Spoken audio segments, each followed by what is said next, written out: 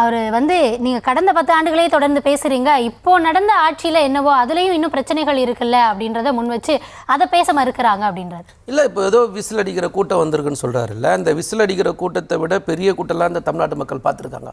இதை விட பெரிய நடிகர்லாம் தமிழ்நாட்டு மக்கள் பார்த்துருக்காங்க. அப்படி கடந்து போயிட முடியுமா அப்படின்றதானே கேள்வி. அதான கலை எதார்த்தம். அதான் சொல்கிறேன், இதை விட தானே தெரியும். வெயிட் பண்ணுங்க, நாங்கள் தயார் வெயிட் பண்ணுறதுக்கு எனக்கு ஒன்றும் பிரச்சனை இல்லை. நாங்கள் ஒரு 75 வருஷம் கட்சி நடத்தியிருக்கோம். இதில் எவ்வளோ பெரிய நடிகர்லாம் வந்திருக்காங்க நாங்கள் பார்த்துருக்கோம். இதில் எவ்வளோ பேர் வந்து தேர்தலில் நின்றவங்கன்னு பார்த்துருக்கோம்.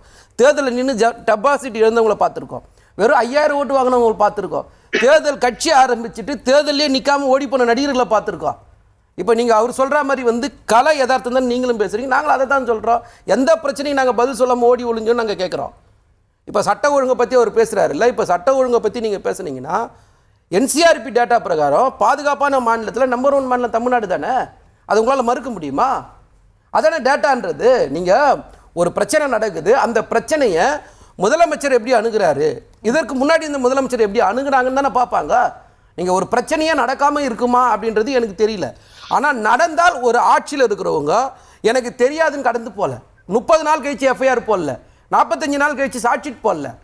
இங்கே அடுத்த 3 மணி நேரத்தில் எஃப்ஐஆர் போடப்படுது. 1 வருஷத்துக்குள்ளே விசாரித்து தண்டனை வழங்கப்படுது. துரிதப்படுத்தியிருக்கோம். அதுக்கு வந்து ஸ்பெஷல் ஆக்ட் கொண்டு வந்திருக்கோம். அதெல்லாம் ஏன் அவருக்கு தெரியல?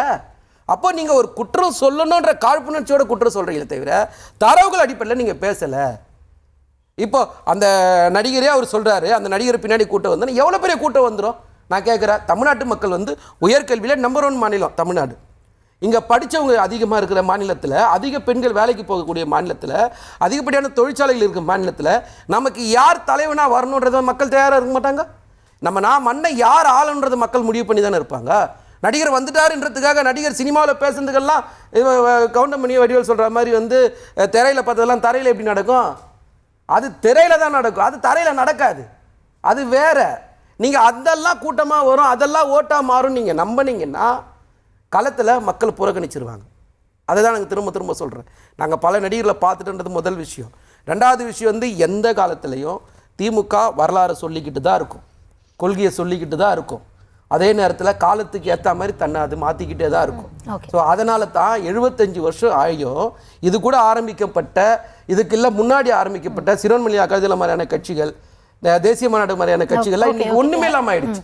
ஆனால் இன்னைக்கும் உயிர்ப்போட இன்னைக்கு ஆளுங்கட்சியாக இருக்கிற திமுக இருக்குதுன்னா அதுக்கு ஒரு காரணம் கொள்கை சித்தாந்தம் சார்ந்து இருக்கிறதுனால தான். நீங்கள் அதாவது மேடம், தேர்தல் களத்தை மிக நுணுக்கமாக அலசி ஆராய்ந்து கிட்டத்தட்ட 182 தொகுதிகள் வரைக்கும் சுற்றுப்பயணத்தை முடிச்சுட்டு வந்திருக்கோம். பத்திரிகையாளர் சொன்னார், திமுக 3 மாநாடு இளைஞரணி மாநாடு நடத்திடுச்சு, மகளிர் அணி. இதிலெல்லாம் ஒரு மாநாட்டுக்கு 1.5 லட்சம் பேரை கூட்டியிருக்கலாம். நாங்கள் 3 தொகுதிக்கு 1.5 லட்சம் பேரை சந்திச்சுட்டு வந்திருக்கோம். 182 தொகுதியில் எத்தனை பேரை சந்திச்சிருப்போம்னு பாருங்கள். அடுத்து அவர் சொன்னார், இவங்க இப்போ தான் பூத் கமிட்டி மீட்டிங், நாங்கள் இதையெல்லாம் முடித்ததுக்கப்புறம் தானே சுற்றுப்பயணம் போவோம். இது அதிமுகவுக்கு எங்களுக்கு அரசியல் களம் இது ஒன்றும் புதுசு கிடையாது, புது தேர்தல் கிடையாது. நாங்கள் ஆரம்பித்த நாட்களில் அதிகப்படியான நாட்கள் ஆட்சியிலே இருந்த கட்சி எதுன்னு பார்த்தா அதிமுக. ஆரம்பித்த நாட்களில் பகுதிக்கு மேல் கிட்டத்தட்ட 40% ஆட்சியில் இருந்த கட்சி. அதனால் தேர்தலை எப்படி அணுகணும், மக்கள் மனநிலை எப்படி இருக்குது, என்ன ட்ரெண்டு, எப்படி போய்கிட்டு இருக்காங்க, இது எல்லாம் மிக தெளிவாக நாடி பிடித்து பார்க்கக்கூடிய அளவில் எங்களுக்கு அனைத்து மட்டத்திலும், அனைத்து வயதிலும், அனைத்து ஊர்களிலும், அனைத்து கிளைகளிலும் மிகச்சிறப்பான களப்பணியை செஞ்சுக்கிட்டு இருக்கோம். அதனால் எங்களுக்கு இந்த தேர்தல் நீங்கள் சொல்கிற கூட்டணி அப்படி எங்களை பிரிக்கிறதுக்கு வாய்ப்பே இல்லை. ஏன்னா ஏற்கனவே ஒரு தடவை இந்த அனுபவத்தை தமிழ்நாட்டு மக்கள் பார்த்துருக்காங்க. டிவி அதை ரிமோட் எடுத்து டிவியை உடைச்சிட்டு ஒரு 15 லட்சம் ஓட்டை வாங்கிட்டு ஒரு எம்பி சீட்டு வாங்கிட்டு போகிறதுக்கு இவங்க 2 எம்பி சீட்டை போட்டு திமுகவோட பிடிஎம்மாக இருப்பாங்கங்கிறது உலகத்துக்கு தெரிஞ்சது மேடம். இதில் என்ன பெரிய சூத்திரம், இதில் பெரிய ஃபார்முலா? திமுக திட்டுற மாதிரி திட்டுங்க, கொஞ்சம் ஓட்டு ஆன்டி இன்கம்பன்சி ஓட்டை வாங்கிட்டு அப்புறம் வாங்க நாங்கள் உங்களுக்கு எம்பி சீட்டு தரோம்னு சொல்கிற ஃபார்முலா. இது ஆல்ரெடி லீக்கான ஃபார்முலா. இது வந்து எங்களுக்கு இது கட்சியில் இருக்கிறவங்க, களத்தில் இருக்கிறவங்க, பூத்தில் இருக்கிறவங்களுக்கு தெரியாத ஃபார்முலாவா?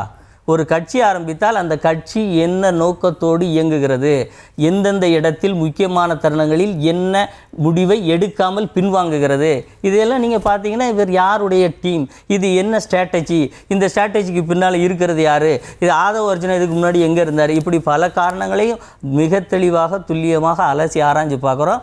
விஜயினுடைய வருகை அதிமுகவுக்கு ஒரு சிறு இழப்பை கூட ஏற்படுத்த முடியாது. அது முழுக்க முழுக்க திமுகவினுடைய சிறுபான்மை வாக்கு வங்கிக்கு ஒரு மிகப்பெரிய வேட்டை வைக்கும் அப்படிங்கிறத எங்களுக்கு கருத்து.